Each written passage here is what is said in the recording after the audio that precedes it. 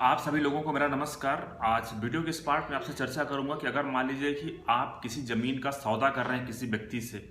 और वो व्यक्ति आपके पक्ष में एग्रीमेंट कर देता है और बाद में रजिस्ट्री कराने से मना कर देता है, तो अगर आप कोर्ट जाएं और कोर्ट जाने पे आप केस फाइल करने वाले हैं उसके खिलाफ स्पेसिफिक परफॉर्मेंस ऑफ कॉन्ट्रैक्ट का, तो आपको किन किन बातों का ध्यान रखना चाहिए। हाँ, अगर मान लीजिए कि आप उसमें कुछ मिस्टेक करते हैं, कुछ भूल करते हैं, तो हो सकता है कि कोर्ट आपका जो एप्लीकेशन है वो डिसमिस कर दे। तो इसलिए कुछ कुछ बातों का ध्यान रखना है, आपसे मैं शेयर कर रहा हूँ। जैसे मान लीजिए कि आप सौदा करते हैं 2 लाख रुपए का, कि ये ज़मीन आप 2 लाख रुपए में लेने वाले हैं उससे। एग्रीमेंट के टाइम पे आप उसे 1 लाख रुपए पे करते हैं और आप बाद में आप ये कहते हैं कि 1 साल के अंदर मैं बचे हुए पैसे पे कर दूंगा, उसके बाद वो रजिस्ट्री कराएगा। अब क्या होता है कि आपने 1 लाख रुपए तो पे कर दिया रजिस्ट्री के समय, जब एग्रीमेंट हुआ तब पे कर दिया, और बाद में 1 लाख रुपए आपको पे करना था 1 साल के अंदर। लेकिन आपने गलती क्या की कि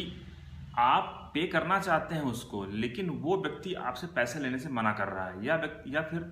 आप उसे इकट्ठा पैसा पे करना चाहते हैं लेकिन वो जानबूझ के डिनाई कर रहा है। तो आपको क्या करना है, सबसे पहले तो आप, अगर मान लीजिए वो व्यक्ति पैसा लेने से मना कर रहा है, तो आप उसको रिकॉर्ड करिए या तो उसको आप नोटिस भेजिए कि आप ये पैसे लीजिए, या तो आप वो पैसे उसके अकाउंट में डालिए, ताकि जो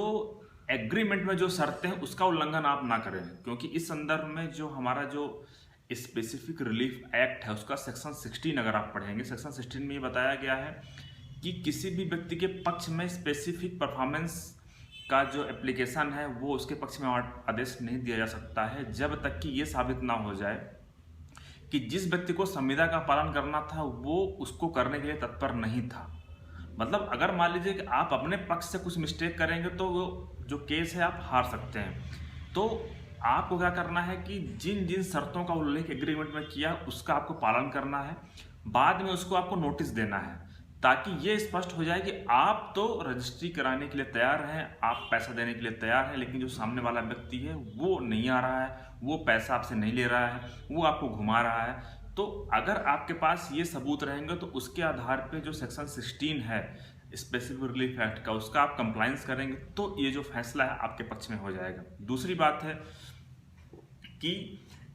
आपको ये केस कब फाइल करना है। सबसे महत्वपूर्ण बात यह है कि अगर मान लीजिए कि आपका जो एग्रीमेंट हुआ है, एग्रीमेंट में अगर इस बात का जिक्र है कि इतने दिन के अंदर रजिस्ट्री हो जाएगी, मान लीजिए उसमें जिक्र है कि 1 साल के अंदर रजिस्ट्री हो जाएगी, सामने वाला व्यक्ति आपके पक्ष में रजिस्ट्री करा देगा 1 साल के अंदर, तो उस कंडीशन में अगर वो 1 साल के अंदर रजिस्ट्री नहीं करा रहा है तो जिस दिन वो टाइम खत्म हो रहा है उसका रजिस्ट्री करने का, उस दिन से लेकर के 3 साल तक आप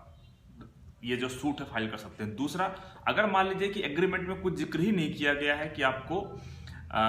पैसा कब देना है, वो रजिस्ट्री कब कराएगा, तो उस कंडीशन में जब भी कॉज ऑफ एक्शन अराइज होगा, जब भी वो व्यक्ति मना करता है, हो सकता है कोई 4 साल बाद मना करे, तो आपको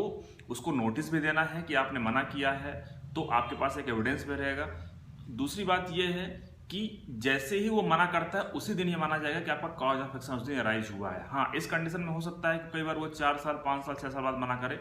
तो जैसे ही मना करे तो आपको उसको रिकॉर्ड करना है, अपने पिटीशन में भी डालना है कि उसने इस दिनांक को मना किया है, तो उस दिनांक से कॉज ऑफ एक्शन अराइज हो रहा है, ना कि एग्रीमेंट दिनांक से।